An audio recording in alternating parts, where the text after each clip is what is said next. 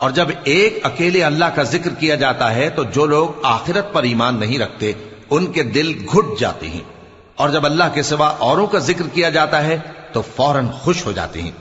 कहो कि ए अल्लाह, ए आसमानों और जमीन के पैदा करने वाले, पोशीदा और जाहिर के जानने वाले, तू ही अपने बंदों में उन बातों का जिनमें वो इख्तिलाफ करते रहे हैं फैसला करेगा। और अगर जालिमों के पास वो सब मालो मता हो जो जमीन में है और उसके साथ उसी कदर और हो, तो क़यामत के रोज बुरे अजाब से रिहाई पाने के बदले में दे डालें, और उन पर अल्लाह की तरफ से वो अम्र जाहिर हो जाएगा जिसका उनको ख्याल भी न था, और उनके अमाल की बुराइयां उन पर जाहिर हो जाएंगी, और जिस अजाब की वो हंसी उड़ाते थे वो उनको आ घेरेगा। सो जब इंसान को तकलीफ पहुंचती है तो हमें पुकारने लगता है, फिर जब हम उसको अपनी तरफ से नेमत बख्शते हैं तो कहता है कि ये तो मुझे मेरे इल्म दानिश के सबब मिली है।